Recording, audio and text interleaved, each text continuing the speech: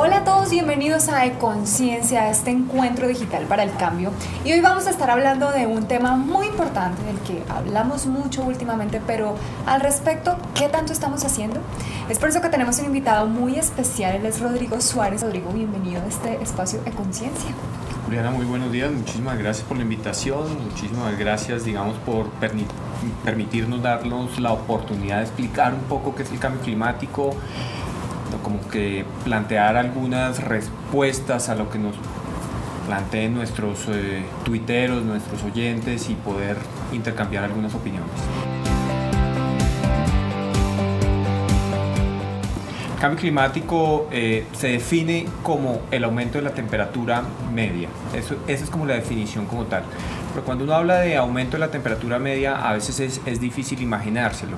Entonces, definitivamente ese aumento de la temperatura media sucede de unas maneras diferentes en diferentes regiones del mundo, sí, del país y del mundo, y ahorita miramos cómo se plantea en el país.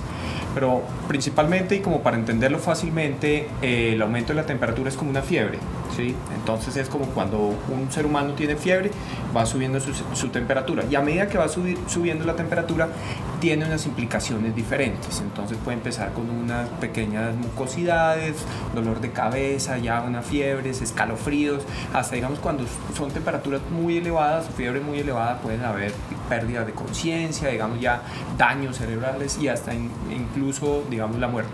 Y eso es un poco lo que está pasando en el tema del cambio climático. Entonces estamos luchando contra ese aumento de la temperatura y uno habla de 2 grados. Eso es lo que se ha comprometido el mundo en general en una convención de casi 200 países donde decimos vamos a luchar por un máximo aumento de 2 grados. Y para ponerlo en contexto, digamos en el caso colombiano... Sí, hablemos de ese ejemplo. Antes de arrancar, nos das un ejemplo buenísimo con la altura de Bogotá, digamos, sí, para que toda la gente pueda como entender un poquito más esos 2 grados, qué implicaciones tienen. Hablemos de eso. Exactamente. Entonces, cuando uno piensa en los 2 grados, Juliana, más o menos, significa que cuando uno sube, digamos, cuando aumenta la temperatura en 1 grado, es como si disminuyéramos 600 metros sobre el nivel del mar de digamos, la ciudad. Entonces, Bogotá, 2600, es como si bajáramos 600. Y si son 2 grados, pues serían 1200, lo que equivaldría a que Bogotá estuviera a 1400 metros sobre el nivel del mar. Y eso significa que estuviéramos a la altura de Pacho, Cundinamarca, de donde son famosas las naranjas. Entonces uno podría llegar a pensar que el día de mañana podríamos tener de naranja. Sí, o por lo menos nuestros parques emblemáticos como el Parque Nacional podría tener es naranjas. Entonces eso es un poco lo que estamos contribuyendo. Entonces si uno cuando está en Pacho, Cundinamarca, pues seguramente su manera de vestir, su forma de vestir es diferente a la que podamos tener hoy o a la que utilizaban nuestros abuelos, que eran unas gabardinas, unos sacos muy pesados para todo el tema del frío, cuando pensábamos que esto eran, digamos, o eran unos humedales donde era mucho más fría la temperatura. Y ahora en Bogotá, que últimamente hace unos calores que uno nunca se hubiera imaginado que harían en esta ciudad, entonces ya cada vez estamos un poco más ligeros de ropa y bueno, todo esto me imagino que está relacionado con el tema de cambio climático. Sí, señora, así es. Continuamos con nuestra ronda de preguntas y aquí va una que me parece muy interesante y es: ¿qué conductas o hábitos debe tener una persona para ayudar a mitigar los efectos del cambio climático? Muchas veces yo creo que la mayoría de la gente cree que eso no es responsabilidad tan nuestra, sino es más del gobierno, de las entidades, pero ¿hasta qué punto nosotros somos responsables de lo que está pasando con el cambio climático? De acuerdo, Juliana. Y yo creo que todos somos responsables. Definitivamente el gobierno nacional es responsable, los gobiernos departamentales son responsables, los gobiernos locales son responsables, las juntas de acción comunal son responsables y la comunidad es responsable.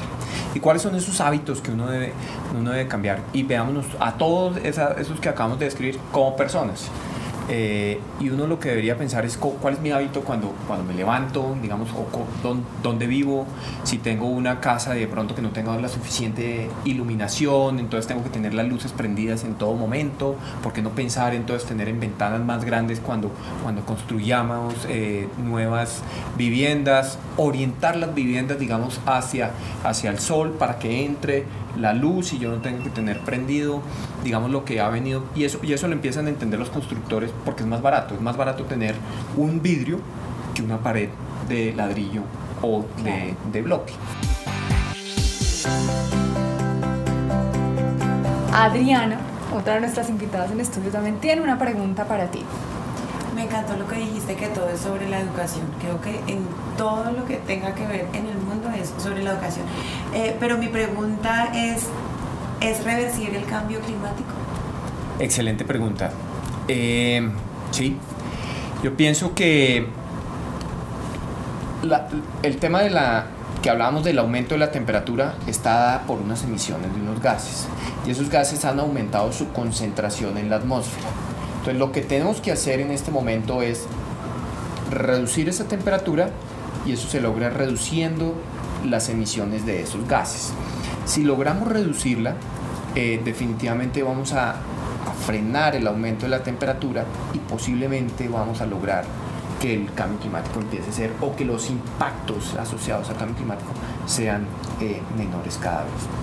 Yo creo que hemos hablado de cosas muy importantes hoy, pero tanta gente que nos está siguiendo en Twitter y nosotros, ¿por qué no nos dice una cosa que podamos hacer ya para empezar a generar algún tipo de cambio? Algo que todos podamos hacer y que sea simple y que lo podamos incorporar dentro de nuestra cotidianidad para poder generar un cambio. Estoy imaginándome a todos los colombianos, ¿no? De acuerdo. Sí. Entonces me estoy imaginando colombianos que van al colegio, colombianos que van al trabajo, colombianos que están en el campo, colombianos que se pueden dedicar, digamos, a temas de comercio, colombianos que son panaderos. Entonces creo que para cada uno de ellos uno podría decir, hay unas acciones que se pueden tomar, hay unas medidas que se pueden tomar. Y en ese sentido, Saúl, y gracias por la pregunta, hay una página que se llama www.calculadoracarbono2050.com, y ahí dice qué acciones usted puede tomar dependiendo de donde usted esté localizado, ubicado. ¿Por qué no bajarse del carro y montarse a la bicicleta? ¿Por qué no abrir las ventanas, ¿sí?, y apagar el bombillo? Eso puede ser. Báñese más corto. Si usted se baña más corto, la necesidad de generación puede disminuir, ¿sí? Utilicen vehículos eléctricos, híbridos, si no toman esa decisión de bajarse de su vehículo particular, y aproveche lo que hablábamos también de esos beneficios tributarios que existen cuando usted trae un vehículo de esos.